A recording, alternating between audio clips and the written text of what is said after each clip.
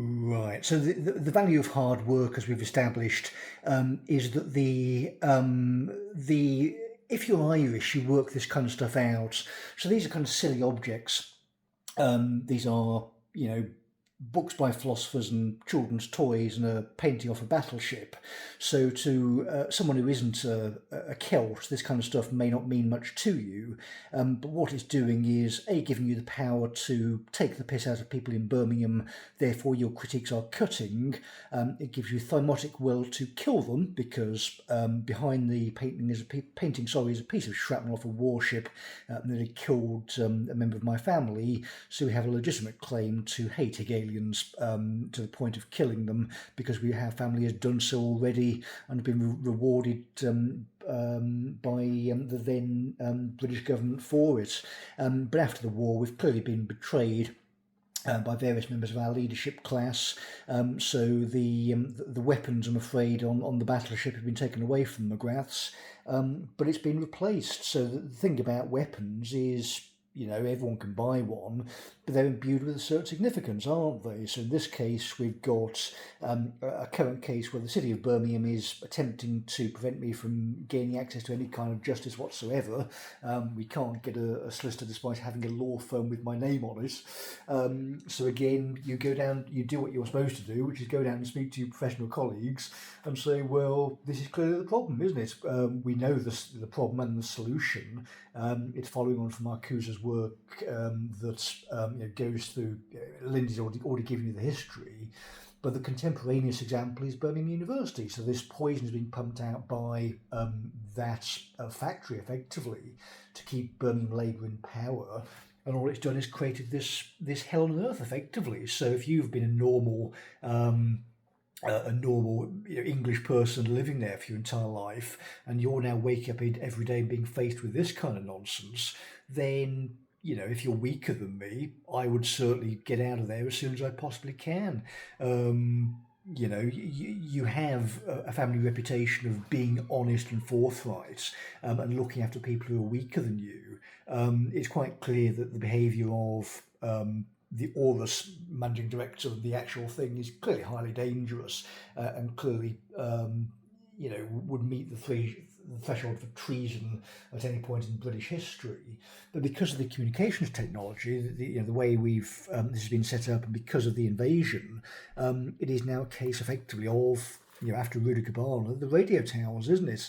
So you've got these large primate, we're monkeys, populations, many of whom have demonstrated they're extraordinarily hostile to us and are totally willing to attack us via the bureaucracy and various paid-off mercenaries and traitors. And this is just how the city is run. So artillery plus funny Waco with cannabis is a lot better than this kind of stuff, really. As has been pointed out at the panel, because we have no tools, effectively, we were due to lawfare. So our guys are hiding in a bunker somewhere, being assailed by various potentially dangerous criminals. You've got the recent one where one of our young lads was attacked, wasn't he? I forget how old he is. I think he may have been in his teens or something.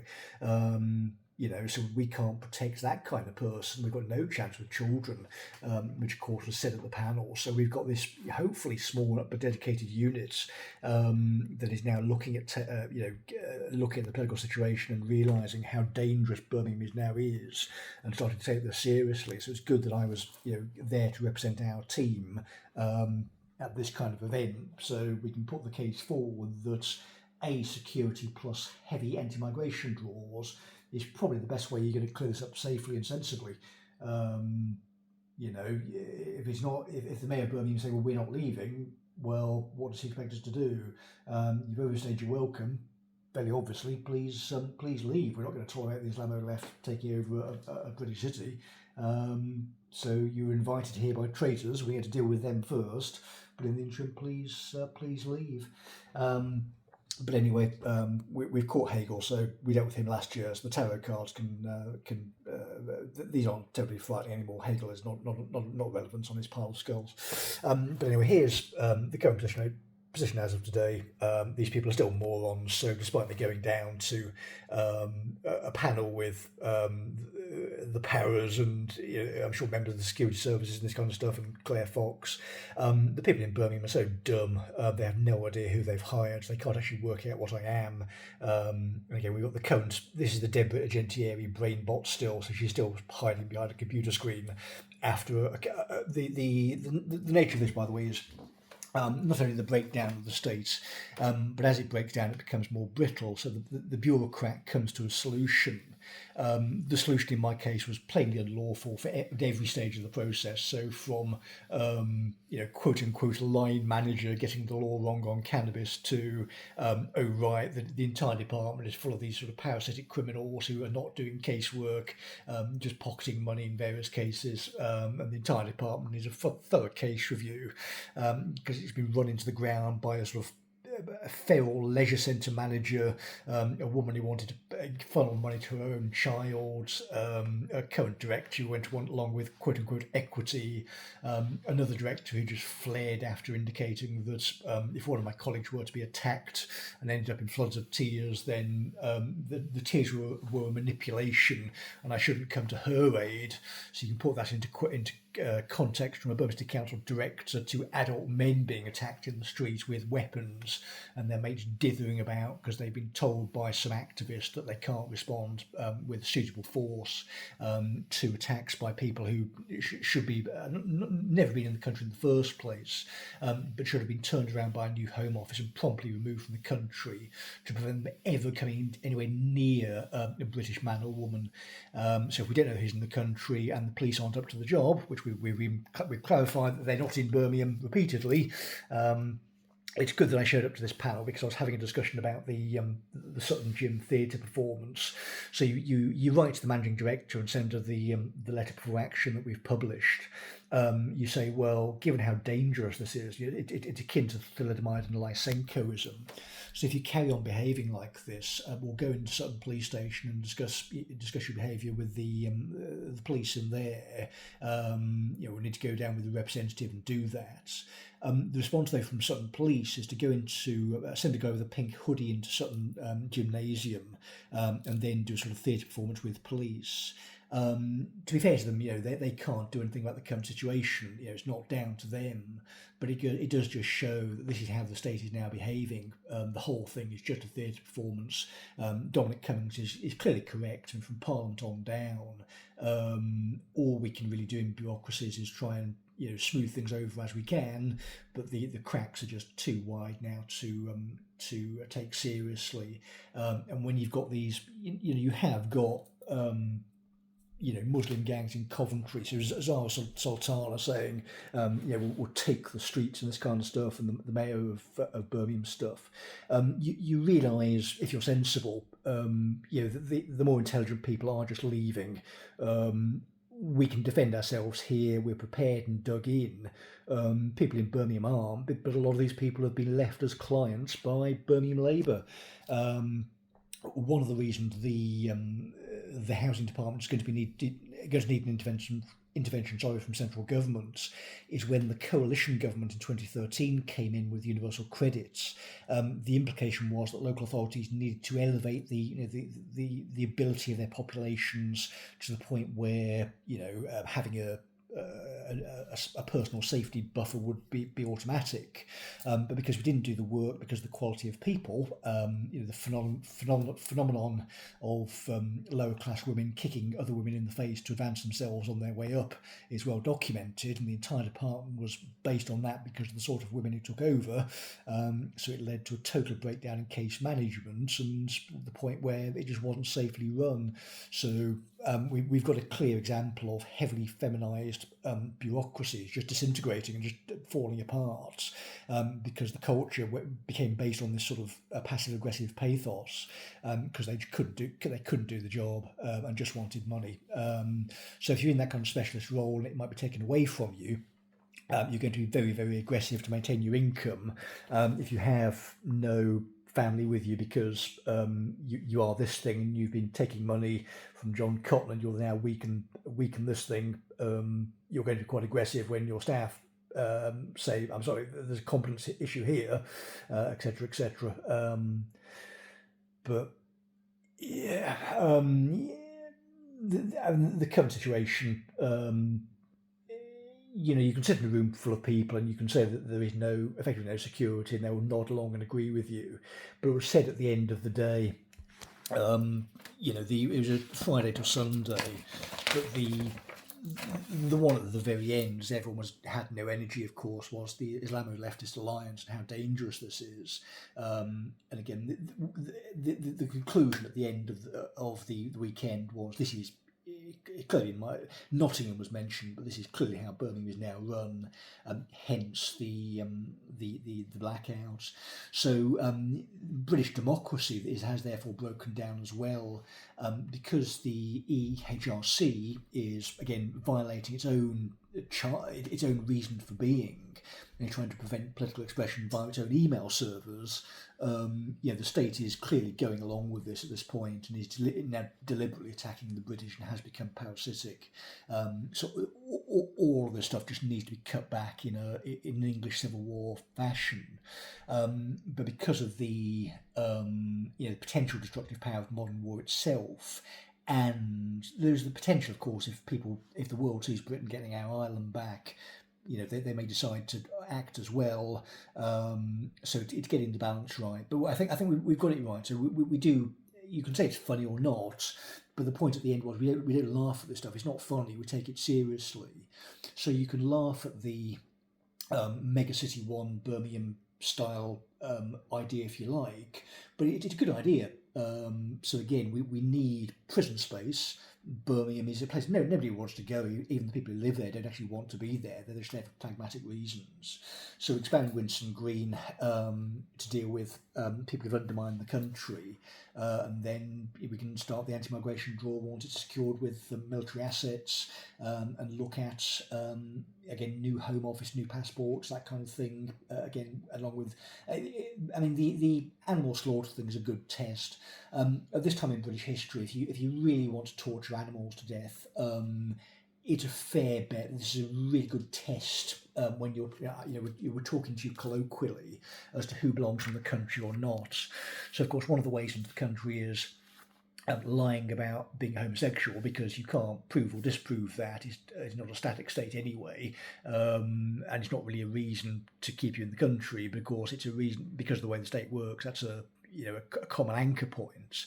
But if we say the reverse anchor point is, would you eat meat that's been tortured? Well, we can just deport you. Your life is worth less than our culture, so just leave. And again, you can say, in terms of British unpoliteness, which of course is the problem, even so, because you take a Christian approach, even if you think people around you are not really welcome, you have to treat them decently and look after them, of course, because they are strangers and you're in here. They may be tourists, they may be I'm sure they're very pleasant people in most cases. It's just that obviously in terms of national security we haven't got any, so this does affect things. But anyway, we can think about these these things as time goes on. But it's a desperate situation for the country, and the problem is a lot of the British still watch television, so not just asleep as to the reality of the subversion in British public bodies, and not being told that people like me are just being locked out of meetings by Muslim gangs, or we've got race communists going about trying to see how they can get money offers and this kind of stuff. The derangements in Birmingham could fill several volumes. It's just that you can't produce them because currently you're expected to sit here in Scotland with no support whatsoever from any arm of either the state or the legal profession or anyone at all. But because you are so functional, just based on your own wits, because you've had to be living in that city, they make the wrong inference. So the inference is, obviously in legal terms, lack of people. the classic in Lloyds Bank's case was, 800,000 quid and a trip to the banking regulator. And what the banking regulator should say is, well, you've got this subgroup of the population who are biologically honest, so I'm afraid you have to tolerate that. Sorry, but also you're going to, because you people are part of a primate network and you offload your cognition by making monkey noises. You may not be as intelligent as you think you are, and you may need an intermediary in the department to help this guy report corruption. So again, if your cognition is based on telling the truth and people are sort of sneaking around and stabbing you in the back, you're going to need someone in the bureaucracy to stop that happening. And this is just a straightforward legal inference in terms of any workplace in the country now based on existing law. So in terms of opening up Birmingham, again, to use a crude analogy, I'm afraid to immediately make this recording not child friendly. So in certain times in life, there are holes. You may need to sort of widen the hole gently, but once you've got in, you can go pretty hard. And via an email server, we have got a hole into Birmingham via a George Orwell email account. It's currently being blocked by a woman who, the extent of what she did is make up a fake email server to try and divert it into based on some kind of theatre. But the theatre clearly doesn't work. This is a Leviathan type thrash, but it's not really a particularly convincing one. And Deborah just ran and hid from all these kind of recordings, and now we've got organised with various colleagues to try and find these people. And it's just that they're denying access to any other human being in Birmingham, so he's denying access to justice. But because Deborah Agentieri wrote some nonsense with high-sounding word, which says, on the interest of natural justice, we can't respond to you. Yeah. Because the local authority thinks it can run on that basis, and it's gotten away with it since November till now, this is carried on. But for fairly obvious reasons, I would take personal legal action for damages against her, because this woman has never tried to contact me in any meaningful sense, and is around people who lied about attempting to contact my family after my father was cremated. So if you think we're going to take the word of these people at face value, you're delusional. And this is always the absurdity, really, of Helen's position. These people were never liberal; they're just acquisitive thieves. As Pinker's work shows, they'll go along with it for money, and when pressed, they will just lie to protect their income. So Max Corler can opine on that anyway. Anyway, we'll send this off then into the ether. So the cretins in Birmingham can pick this up once they get over their Monday hangover of whatever they've been doing on a Monday, and see that their court officers are going down to the Breakdown Society panel, sitting there for 2 days in a conference hall, saying, well, where are these people? Birmingham's in the States. This kind of thing is on. I mean, these are like 400 quid or something to go down and speak to intelligent humans. Any of Birmingham's senior leadership team could have come to this if they'd wanted to. But of course, they're nowhere to be seen. So since November till now, I'm extremely proud of what we've accomplished by getting all this stuff into their databases. Because these morons are unemployable, they didn't quite clock that the architecture around them being built lets us look down on them from above and from within. So these women cannot hide; they'll be caught eventually. It's just a case of play along at home, as I was saying to my colleagues over the weekend. Based on the way these women have behaved, I just want to take legal action against them. Sorry, for personal damages, because again, I'm sitting here many months on, having been cut off from reasonable access to my own assets, having to survive by my wits. So we have a clear reason to sue them. It's just that the British legal profession has collapsed, so we can't get a solicitor's referral, apparently, even though I'm going to guys in the street, giving them my money, giving them McGrath and Co.'s number and saying, maybe these guys can get you a referral, get you off the street, that kind of stuff, you before me. But in the summer months, come on, my late father's partners could be putting a referral up north. There's no particular reason to expect me to be able to conduct my life without access to representation. So I will take no lessons at this point from the British. Anyone running the British legal profession, this is going on in that city is a total disgrace. And the political followed by the military solution is now, I'm afraid, the only realistic result. Yeah. So if you don't have a large metal bar in the shape of a crucifix, I would be safe. So look after your neighbours. We were discussing obviously citizen defence forces, which of course in a prior time would have been thought of as not really a British thing. You don't do that. But of course, if we're going to civil war territory, which we clearly are, people like me have got to look out for our neighbours, so make sure our neighbours are safe. There are lots of people weaker than me about this place, so we can look after them, look out for hostile characters bouncing around the city, which unfortunately there are going to be more of as people head north from Birmingham. But the one I didn't contribute again when we were down there is the book behind me. So the in the Sherlock Holmes bag, the sort of genocidal, racist, communist literature aimed at the Celts. I could have waved that about in that hall, but I would rather have not, so that we can do that sensibly via police and solicitors. But it is that kind of affair. So getting the people who did that removed from the local authority and prosecuted, and making sure stuff like that never happens again is a high priority. So education was the starting point. So we go back to the start. So educating ourselves, so we're making wise decisions, but also looking down at the younger generation and thinking, well, we want a leadership class going into the future who sees us win and then carries the victory forward. So we're never going back into this apologetic mode ever again in our history, unless we did something wrong. But I don't think the British are likely to in historic terms. But after we've got the country back, making sure our young men and women are actually looked after by the state, not just dumped off, we'll give them a proper education. So I think that what was said was correct. We're dumping a generation off by writing them off, but it's because our degenerated education establishment isn't going to teach them. So getting rid of those people, especially in Birmingham, is going to be a high priority.